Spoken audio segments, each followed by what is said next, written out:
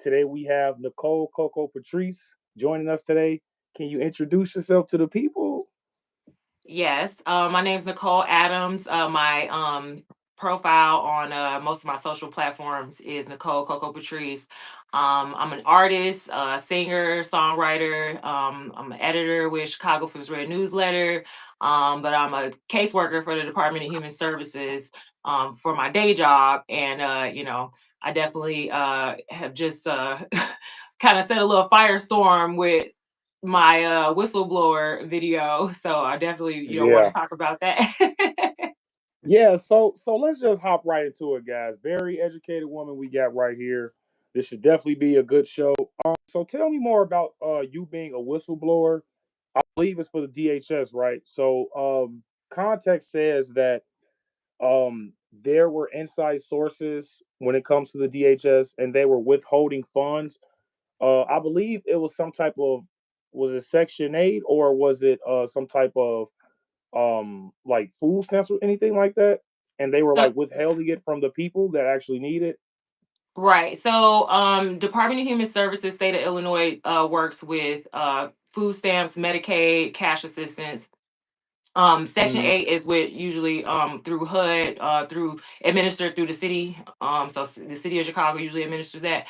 Um, but so the SNAP program, there's a lot of rules around, expedited services. I believe the state can be fined based on not giving expedited service. So what that means is that you are and basically in dire need. You don't have any money in your bank account. You're under $100 in your bank account, less than $150 in income, or your housing costs exceed your income. And so those stipulations are, federal guidelines for when a family in need should be given SNAP benefits within 5 days of applying for benefits. Hmm. But during the pandemic, we had already been on corrective action because the state was basically dead last nationally. I want to say Hmm. this was during Ronner's administration, so maybe like 2018, 2017, something like that. For sure, we were Hmm. we were on corrective action. And so, administration, these people are very incompetent. They typically promote some of the worst people because they just want people who will toe the line, people who will, take orders and not ask questions, people who are pretty morally bankrupt, in my opinion. And so these people had no issue with during the pandemic where we've never seen in my lifetime a situation like that before. You would think that this would be, all hands on deck. We should, put on our capes and really get out here and help people. But instead, it was Right. like, no, we don't know how we're going to save our numbers. And it took a while for me to really put it together. But essentially, that's what they were doing. They were delaying processes by putting a lot of red tape between the caseworker and authorizing benefits for the customers. So, like, I'm a trained caseworker. I've been doing it for years at that point. I know when a customer is in need. I know I processed the case correctly. I mean, you got somebody that got $0 in their account, just lost their job, got 4 kids, the rent is due. They need For food sure. stamps. Yeah. Yeah. So it's not rocket science. So it's like you're telling me I got to send this case to my manager who may not respond to me for 3, 4, 5 days, 2 weeks. Some of those cases sat for probably over 30 days, essentially, so that they can find a time where they could authorize the benefits where it wouldn't impact the numbers as bad. So it's just a numbers game, trying to figure out the perfect day to give the benefits to the people when honestly they should have had the benefits in 5 days. So in order to be non-compliant by going outside of that 5 days. So if we don't authorize benefits, like say you get an application on a Wednesday, you gotta be able to give them benefits by Friday and authorize that case. Otherwise, it's going to fall over the weekend, and now you're outside the 5 days. And so instead of Right. doing it on the seventh day or the eighth day or the 10th day, they would say send that case to a manager to basically like review if you did something wrong, which it wasn't. It's like we just overwhelmed. There's too many cases, we can't get to them fast enough.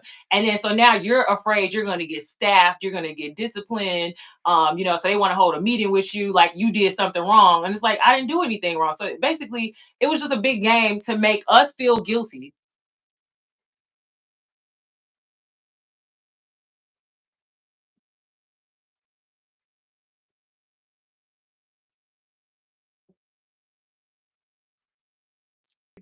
So when did you first notice that they were doing this, and what made you decide to speak out against this? So I feel like I immediately knew something was wrong because it's like, why are you telling us to send the cases to a manager? Like, I know when this person's supposed to have benefits. So it was very immediate for me, but it was just them making them confess like to what they were doing was the issue. Because they kept, making, oh, we just want to see that, make sure we're doing everything right before, like, what went wrong with the case. Nothing went wrong with the case. It was a matter, like, you have some situations where, a caseworker may put in like the wrong income amount and then something comes up late. That none of that was this. This was very preemptive. Like, you set them people to the side and you talk to them about that. But when you send a blanket email going, nobody authorized any cases outside of, 5 days, outside of the timeliness. If you know it's gonna be late, don't do it. And it's like, that shouldn't matter. Right. That should be a secondary issue. You talk about that after the customer eats. Right. So when you brought this to their attention, and they basically, I'm not gonna say they ignored you, but they didn't take it into any consideration what you were saying. They basically were just saying, yeah, we're gonna do what we're gonna do, and basically there's nothing that anybody can. So did you try to go to any higher ups about this, or did you try to go to like a um some type of, I don't know who's ahead of the manager at those spots, but when it comes down to holding these people accountable, were there any, or I should say, is there anyone that can hold these people accountable? So there are lots of agencies that are supposed to be within the state of Illinois that do oversight. So essentially, like, we got that information from our manager, and then I definitely challenged my manager on it. And it was just like, well, no, just email us the cases, and then and we'll let you know when we can authorize it. And so it's like, they went away, and in some ways they try to like make it seem like, oh, they're going to get taken care of.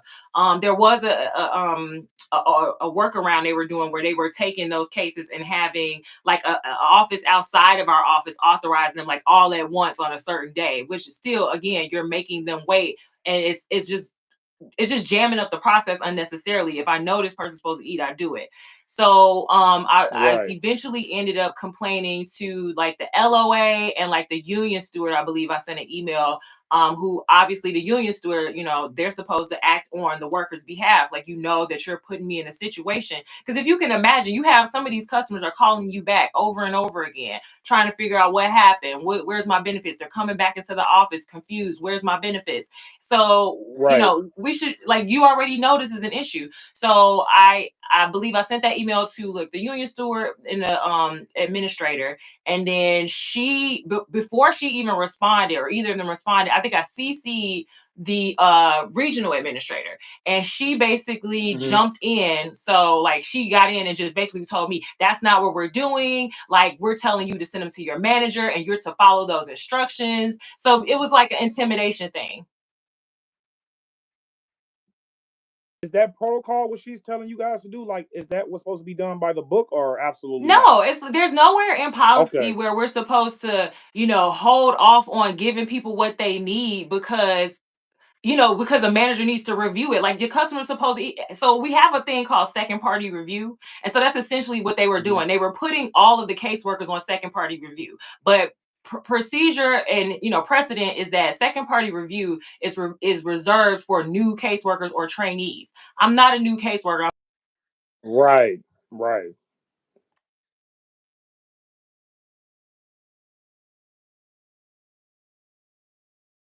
The hell we're going through trying to process cases. Do you think you're going to turn down a SSCT that seems to know what they're doing? A trainee who seems Absolutely to know not. I wouldn't.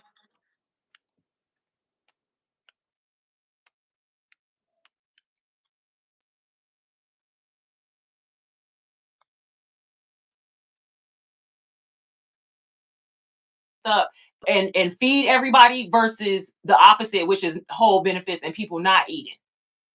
Right. So you brought up the year 2020, right? What and why would they have the purpose to do this? Because this did happen during the Biden administration. I'm glad you brought up the year, because in 2020 that was the year Joe Biden had got elected. And what you're telling me is very interesting, because to me it sounds like they're just trying to trick over the system and to just try to basically get over people who actually need the benefits and things like that. So my question to you is, does this tie with the Biden administration? Because you did say in 2020 that you kind of started noticing some things, right? And it's just curious to me that, to me, I just feel like the Democrats during this time was just doing a lot of fraud, and especially when it comes to states like Illinois and New York and things like that. So this just me asking just you personally. So do you think this tied with some of Biden's policies and some of the crazy liberal policies that Illinois try to put onto the people?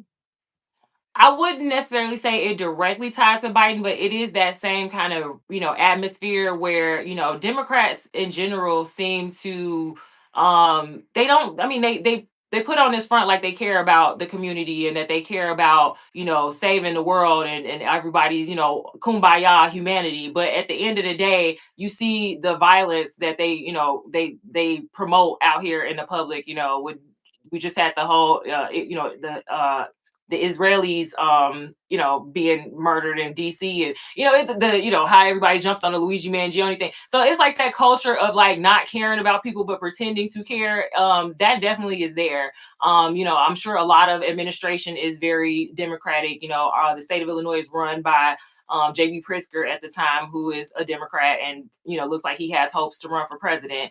Yeah, So that's what I'm it's looking like. sure. Right. So I'm sure it may, I can't say for sure, but it wouldn't surprise me if there was some ulterior motive on a higher national level to hide the Illinois deficits as far as how they weren't performing at any given time. So I think this might be the question of the interview. I think this is what everybody been waiting on. So why would they do this to the hardworking citizens of America? But because you do know when it comes to like stamps and things like that, when it comes to government funding, they were giving illegals all sorts of funding and stuff like that when it comes to food stamps. I believe they were getting almost like $15,000 a month. Now, correct me if I'm wrong. I don't know how accurate that is, but I did see a woman coming out of the store, and she picked up a woman's receipt. I think she happened to be an illegal migrant. Not sure about that, but she picked up her food stamp balance, and it said over $15,000. So my thing is this: if they know that the people actually need this, and you actually are in the DHS, so you would know more than anybody. If you guys know that this stuff is going on when it comes to them giving all of the access to the illegals and things like that, while people in Chicago, Illinois genuinely need it, why would they do this? That's why I asked, was this like, you know, motivated by Joe Biden or the Democrats? Because, like I said, it happened in 2020.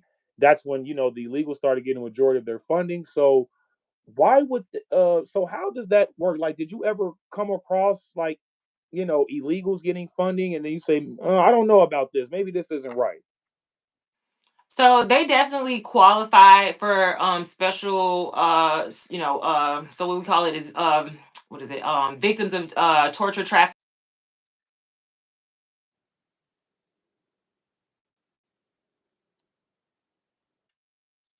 And so a lot of Venezuelans and just anyone who was from one of those countries that was deemed to have like a humanitarian crisis, or you just, so with asylum, anytime you seek an asylum, you just basically saying I can't return to my home country due to fear of persecution. Right. Always claiming asylum, right? Going through a situation where I have some litigation around that, but just in general, I can tell you that I did notice that there was a process that was put in place that was not aligned with the law, that I brought up, and ultimately they started retaliating against me. So when it comes, you say retaliation, like in what way? Like, were they threatening your job or? So again, I'm in litigation, or it will be some litigation behind that. So I can't specifically talk about those Right, right, right, details. right, right, right, right, But right. Okay. yes, there was a lot of, if you could think about hostility and whatever you could do if as somebody in power They that were doesn't trying to want to be intimidate you, exposed. basically. They were Yeah, trying to and that, intimidate. yep, and that's just something that happens all around. Like I've known several workers who, when they first come in to work at the state, they have all the best intentions, and they give you this fake idea of like, you're here and we're going to listen. My door is open. But these people they're bullies. It's like a gang, it's like a mob, and they jump you in it and they'll jump you out. I was welcomed into the fold for me to be groomed as a leader amongst them. And then once they realized that I wouldn't, go against what I knew was right and what I knew was the policy, then I became an outsider. Then they started, they start trying to attack you. So, and that happens across the board. Like I tell people, you don't believe me, go pull up Indeed.com reviews for state of Illinois workers, and you will see a good majority of reviews that will tell you it's high school bullying culture. It's a mob. I mean, the mob in Chicago is huge, and so Illinois It is no is. different. Yeah. It's the democratic machine. I mean, and that just leads to my next question, because we all know how the democratic machine works. They try to threaten you with everything. They try to be violent. All they know is, division and things like that. And you're a very strong woman coming out and speaking out, when it comes to things like this. And I thank you for that. And the chat thanks you for that as well. Thank And you. that just brings me to my next question. Like, when you first came out and spoke up about this, were you nervous or were you scared, or like did you not feel anything about that? I definitely have always had to battle with, whether or not I was going to be more vocal about it, because as I was seeing, the cover up. So you try to follow the process. You try to have faith that, people are ultimately going to do the right thing. You're hoping that people lean on their morality and their Christian values that they claim to have and things like that. I've had several conversations with, higher ups trying to resolve things within the office. But once you realize that it's like kind of all falling on you to speak up, I'll tell you, one of the changing moments, one of the things that really pivoted everything for me was we were dealing with a vermin infestation in the office. And I mean, literally, mice jumping out of a girl's drawer. She was trying to show me the droppings that she would see in her drawer every day. And she pulled the drawer open to show me, and a mouse literally jumped out just at that very moment. So Oh like stuff, yeah, man. it's disgusting. And so no one had complained about it to my knowledge before me. I ended up having to file a IDOL hazard complaint. And so they tried to cover that up. It was all, well, it's because y'all be eating at y'all desk, but the manager tells us to eat at our desk because they don't want us all in the lunchroom because we're overcrowded in there. Or, it's, y'all, don't have the cleaning crew cleaning up enough. We can't control that. So ultimately that situation, what made me want to really just speak out ultimately was because there was a worker there who was much older lady. Like, she got completely, silver hair. And she said she didn't want to get in trouble for sending me a picture of what she was finding, the mice droppings in her bag. She's taking them home. She's cleaning up the office and she's sweeping them up after she comes. Disgusting. And you're like, and I'm like, you're a grown ass woman and you're afraid of getting in trouble for reporting a health hazard that could help all of us. She's like, well, I sent the, yeah, she's like, I sent the pictures to, this person and they said they're going to take care of it. So I don't want to send them to you because I don't want to get in trouble. I'm like, you're literally protected based on the policy. Then that she says that, because when she says the word "I'm afraid to get in trouble," why would she be scared to get in trouble? Like, was she in fear of her job, or was she like fear of getting constructive criticism? Like, because if it's mouse droppings, that's definitely a health hazard. People, if you put in that like on people's belongings and stuff, they take that stuff home. And then, what if they get in their food and stuff like that? Like, they get sick and die, and then they can actually sue you guys. So that actually would put you guys more at risk. So I don't understand what she meant by that.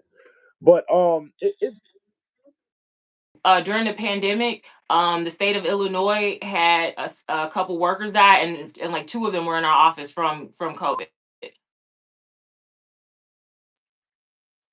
Take it lightly health issues in the office anymore, especially given that situation. Like, we already lost people due to God knows what. You know what I mean? Like, you can't necessarily say X caused this or what, but you still want to be like, if you got mice drops, that leads to respiratory problems.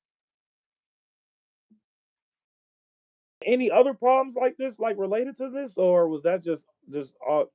Oh, you Yeah, know we what? I mean we got violence issues, like I feel like nobody should have to go to their job and be afraid that they're not going to make it home every day. They have metal detectors at the regional offices where the big wigs go, but we can't get metal detectors. Their security, they have the state police at their facilities, but we can't have it. We got, the low budget allied security because they claim, we're not a state because we're not a state of Illinois building because they lease their buildings. There's shootings around the buildings, all types of situations. So it's like they kind of just they really have laid the groundwork for us to just expect hazards, just to expect to be in fear, and then on top of that, y'all mentally and like psychologically abusing us. Like I said, that lady was, I'm afraid. I'm like, what are you afraid of? Like it literally says right here on the paperwork, if they retaliate against you, like they would be in trouble. Why would you be in For trouble? sure, yeah. Yeah, that's a zero tolerance in work establishment, especially in places like when you're working for the government, I should say. So my thing is this: if we really want to expose this that's going on inside of the DHS, what do you feel like? I mean, the first step is obviously, of course, speaking out against this. But how do you think we can pursue this so we can actually hold these people accountable? People are going to watch this and be like, I want to help out any way I can. So, is it anything that we can do to help get this story out more? I think just trying to be more vocal and give people the knowledge that they can't do anything to you, without getting in trouble themselves. Like if they retaliate against you, that was one of the main reasons, like I said, I came for her, was like I said, that lady was afraid. I'm like, she doesn't understand that the law, is supposed to be on her side. So the more of us that are, not afraid to speak up, the Hmm.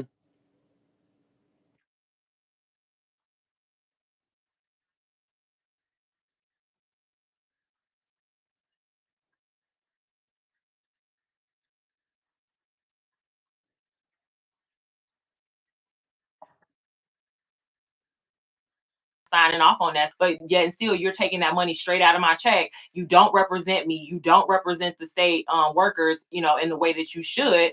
And but that money goes to you, and then you go spend it on political, Political advocacy. gain. Yep. Yeah. And a lot of these people who are voted into these union positions, they intimidate or they withhold information. A lot of these votes, I feel like there's a lot of shady business going on with that.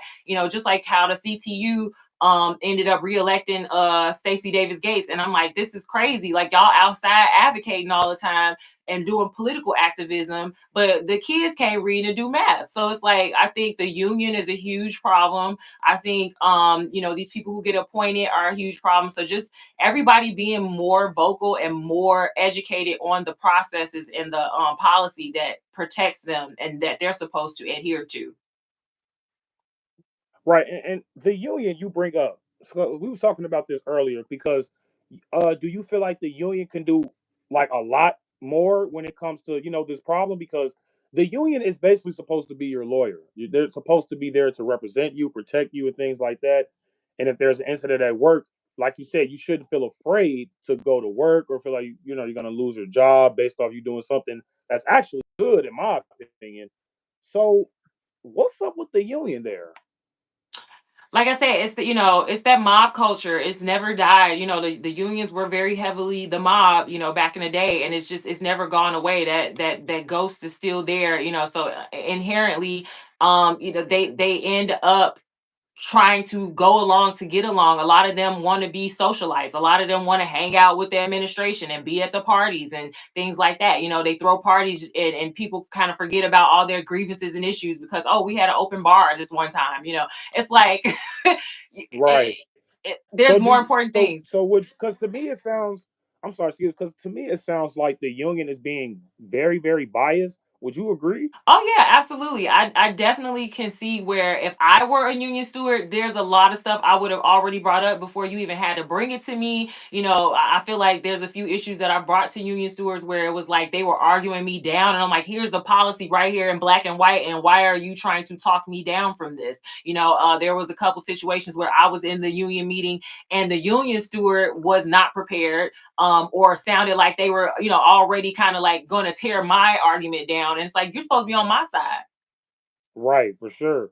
And that's the thing that I don't get about some of these unions and these government affiliated jobs because, I mean, in some cases, yes, the union does do a good job, but in majority cases, no. That's why a lot of people don't really advocate for a union like that anymore because they don't really do their job, and then they protect the people who don't deserve the job.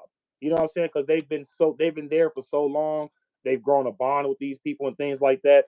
So yeah, the union, in my opinion, is definitely corrupt. And then I'm glad you brought up the what was that when it come down to advocating for Stacy what's her name? Davis Gates. Yeah, Davis Gates. I'm not understanding what they're doing with the Department of Education because kids aren't learning anything. They're the lowest in reading. They're the lowest Hmm. in math efficiency. They can't write cursive. Some of these schools got rid of cursive, like all in all. So when it comes down to that, do you feel like the Department of Education? This is just a sidetrack question. Sorry about that. Yeah, no, Do you you feel good. like the government of excuse me, the Department of Education should be gone? That, in my opinion, I don't think that we need the Department of Education anymore. Only because the kids aren't learning nothing, and they're prioritizing things like LGBT and culture this and that, and it's honestly quite strange because you would think that they would prioritize math and reading, excuse me, but instead they're idolizing and pedestalizing this woke culture. So, what do you think about that? Yeah, I mean, like you just saw with Trump's administration taking Harvard away from being able to have foreign students and things like that. There's so much conflict. Like I'm a student currently at UIC, and I'm 40 years old, and I'm in there with these 20-year-olds, and they're afraid to speak their You're mind 40. about. You look fucking amazing. Oh, God thank you. damn. But That's I'm not in there. even like trying to make you feel good though. Like that is insanity. I'm sorry. Go ahead. Oh, thank you. But so yeah, I'm in class and I'm seeing how they're so afraid to speak up. They don't want to have any opinions. They're afraid they're gonna get canceled. Really is the whole, the Right. residual effects of that. And so I blame a lot of that on, whatever political bull crap they got going on at the Board of Education. When I look at Chicago Public Schools as a parent of a child who, is in that system, I saw for Mhm. myself, like, y'all have so many people in these network offices that are getting paid. Like all that money that the Chicago Public Schools is getting, a lot of that is sitting in these network offices, and these people are just buffers between the higher ups and the principals and the teachers and the students. And so, like, say you have an issue at the school and you can't resolve it with the principal or whoever's in that office, they'll tell you, oh, well, we can't help you. So then you end up calling the network office, but all they do is just bull crap around. They may make a phone call here or there and say, hey, y'all, okay, stop playing. She mad. You know what I mean? But at the end of the day, it's like, I shouldn't even have to go through. You could eliminate half of that staff and everything would still work out fine if people were just held accountable. So I don't know what the value is if they're just gumming up the works with, bureaucracy. For sure. Now, I want to get to Brandon Johnson before we head out because he made a statement earlier this week saying that he hires majority black women and black men when it comes to these high positions of power and things like that. Do you think that also could be a problem when it comes to facilities like the DHS and things like that? Because to me, it sounds pretty racist. That's just me. Because if I was a white guy and if I heard that, I'd be like, oh man, like all you hiring is Negroes. Like that's not okay, especially if they're not qualified. You know what I'm saying? So, do you think that also could play a part in the and all of the fraud that's basically going on in DHS? Yeah, I definitely can see where we could benefit from more diversity. And when I say that, I mean literally, like, so certain regions may have a little bit more of white, leadership or Hispanic leadership, but most of the South Side DHS is completely run by like black women. There's like hardly any Hmm. men, there's hardly any other races other than black women. And so it's just become this like frat girl, like bullying, high school catty environment. And it's just, and it's so open. Like you'll hear people like just out. just outright just like trash conservatives, Republicans, Trump, and you have no idea what my political beliefs are, but you walking around here just so sure because all your black friends only voted Democrat. You can just come Right. around here and say whatever you want about, oh well, all them Trump supporters are dumb, all them Trump supporters are right, Right. like literally they have Nazis. They call us Nazis. no, literally, and so I have to sit there and listen to this stuff. Like I'm just like, wow, okay, Yeah, and it's like, and that's why I feel like the Democrats messed up at, because they use all of these ad hominem attacks. Like even when it comes to black conservatives like myself. Now, I don't know if you're a black conservative. Well, I'm gonna assume you are. I But when am. it comes to, they call me Uncle Tom and things like that, this, that, and the third. But what policy plan do you actually have to make the country better? Like calling me a Nazi and a Trump supporter, Hitler, all that stuff. Okay, like okay, that's handy dandy and all, but when it comes down to things like the Department of Education, when it comes to things like the CTU, what are we actually going to do to fix this? And you got to understand, majority of these, Chicago teacher union, things like that, they're ran by Democrats. You know what I'm saying? So when we take that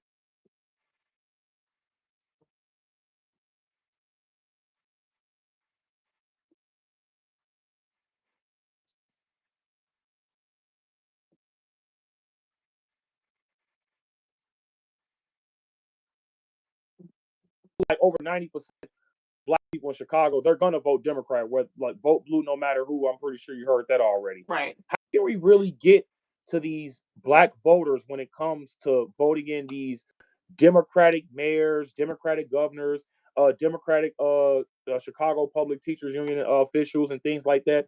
How can we change the votes? Because I know a lot of people say, knocking door to door and all. I mean, that's cool and all, but I don't really think that's gonna really help when it comes to the black folks, because they're not really gonna listen to because they're gonna call us an Uncle Tom, and so they're not really gonna give us the time of day. So, my opinion, and I'll just get your opinion after this. Me personally, I think social media is the number one thing we can use to flip black votes, because that's what Trump did when it came down to doing interviews, speaking out, speaking up, and basically coming out of his comfort zone to reach out to voters and things like that. And I feel like what he did was very good. Now, if we just my opinion, if we apply this into the black community, and black people love to laugh. Like if we connect with the black community with, like, let's say like some skits or things like that. Because I remember we was talking about doing a skit on Brandon Johnson. Like it's gonna be funny, but at the end of the day, it will be truthful, information within that. So how do you think we can reach the black community when it comes to votes?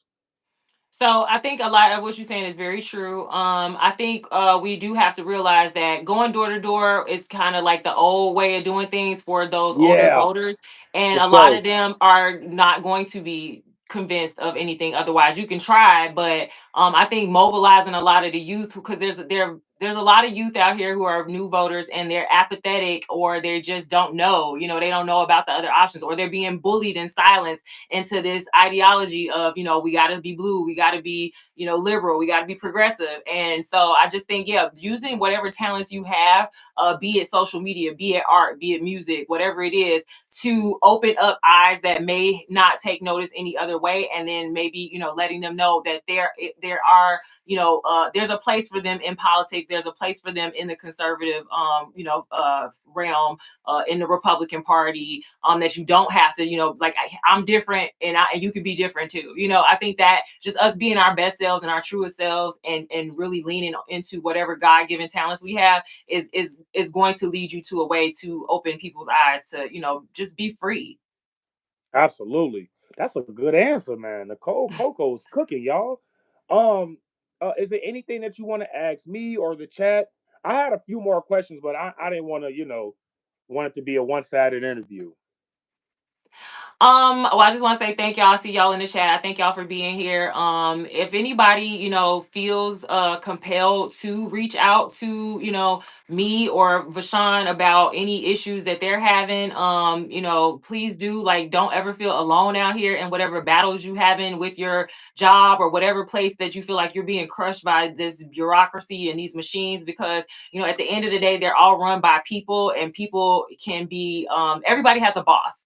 Everybody has to answer to somebody. And I feel like God is seeing it all right now, and He's leading us to a new time, like a new day. Like God is really on our side right now. So I feel like the more of us Absolutely. that come together and speak up for freedom, like you don't necessarily have to be a Republican or a conservative, but if you know something's wrong with your current situation and you look around and you see, okay, well, Trump ain't been in Chicago. Trump has not been running city council or, Springfield. So ultimately, something else is the problem here. And we shouldn't have to live like this. The youth shouldn't have to live like this. I feel like you have children and, elderly parents and things like that. You should be out here, especially, our generation. We should be out here really trying to figure this out because it's really a little too late. Like we should have been on it, but now it's really go time. Like it's like we got to do it like it's now or never. Yeah. I want to piggyback on what you said when it can't when you said Trump hasn't been to Chicago, and I'm gonna just piggyback and add to that and say, like, really no Republicans besides the Illinois GOP are really in Chicago. Now when people start to realize that Democrats are the ones that are controlling our taxes, and things like that, then they will soon realize that voting Republican the next time around wouldn't honestly be a bad idea. And I'm going to tell you why, because even when it came to Lori Lightfoot's administration, I mean, killings was up, taxes was up, crime was up. I mean, all of this woke agenda, and it's not just in Chicago, it's in blue cities all around the state, the country, excuse me, like Detroit, Minneapolis, Philly, you know what I'm saying, New York, Los Angeles. You guys all know the crazy states. And this just goes to show you that this just doesn't happen in Chicago. This happens all around the United States, guys, that's ran by these Democratic mayors and governors and aldermen and women and things like that, guys. So we definitely got to take into consideration that it's the Democrats. Not gonna say it's not any establishment rhinos or Republicans or anything like that as well, because it's them too. I'm not gonna just blame the Democrats, but it's majority the blue guys that are ruining inner cities. And then when it comes to majority, black people in America, we're honestly getting the shit end of the stick every single time. Now I'm not understanding how we haven't woken up yet and realized this. We've been voting Democrat for over 60 plus years. We've never seen a change at all. And this is just my opinion. I kind of blame the later generations, like Gen X and things like that. I feel like they kind of dropped the ball when it came down to, not seeing the difference or not at least trying something different. Like, okay, we've been voting Democrat.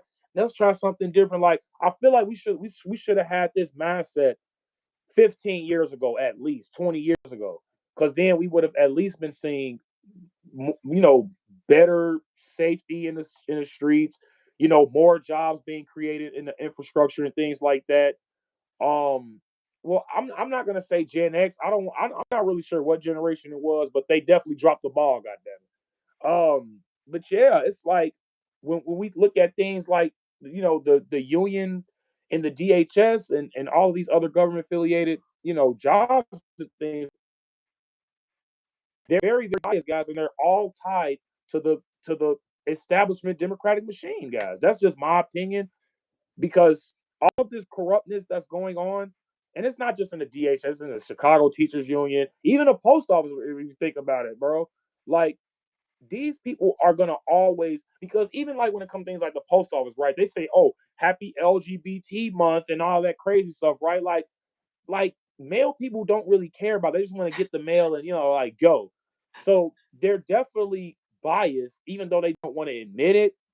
So that on top of what you were telling me about the DHS, this stuff definitely has to stop. These people definitely need to be held accountable.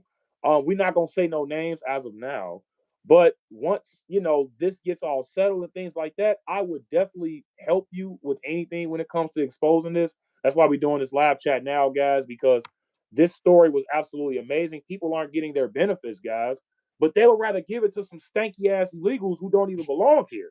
You see what I'm saying? So, like, this has to stop. This has to stop. And I think we should strike while the iron's hot. While Trump is in office right now, you know, I do believe the Trump cabinet could be doing more when it comes to holding these people accountable, like the mayor, Brandon Johnson, for example. Um, I think it's not supposed to take this long, but I'm not gonna give up yet. Yeah, I will say too, like I saw for myself because I'm bilingual, Spanish speaking, and I dealt directly with a lot of the migrants coming from, the southern border, and that was one of the reasons I even started kind of transitioning on my podcast to talk about this was because I was seeing it for myself. A lot of them were set up too, like it was just a big scam. It was so it's like when Jonathan Jackson said he sent that letter to have the DOJ investigate Greg Abbott for human trafficking. If you're going to send that letter and say that Greg Abbott was human trafficking, you then have to also say Joe Biden was doing it too. Yeah, I'm glad you actually brought that up because when it comes to the cages that was built during the Obama administration, weirdly, right? There were almost well at that time there were only 36,000 kids missing when it came to the Joe Biden administration when it came to those kids being put in those cages and things like that. And then it skyrocketed almost to over 100,000 kids missing and stuff like that. So if anybody should be, charged with human trafficking and things like that, it would definitely be the Biden administration because a lot of those kids was unaccompanied. And then Trump also he was doing the opposite of what Joe Biden was doing. He was actually giving them DNA tests to see if this was the actual parent to the child that was being trafficked. And when they did most of these DNA tests, they weren't even related, you know? Mm-hmm. So this is a clear trafficker, basically. This is a random dude with a small little girl. They're not related at all. So what the hell are you doing? These people, they just right across the border when it came to the Obama administration, not the Obama administration. Well, yeah, the Obama administration and the Biden administration, excuse me. Like this stuff, and this just don't like about the Democratic Party anymore. They're so biased, it's crazy. They think what they do, they can't be held accountable for. But when we do it, oh, you got to go to jail for human trafficking, or you got to do this, or you got to do that. And it's like, dude, what about when Trump got, almost got assassinated twice? They no tears, none there. These people are literally crying that Joe Biden has cancer. I mean, I'm not like, granted, I want him to be healthy and things like that, but you guys didn't show none of this sympathy when Trump was almost assassinated on camera, though. You feel me? So that's just another thing that a lot of people got to wake up to when it comes to this bias.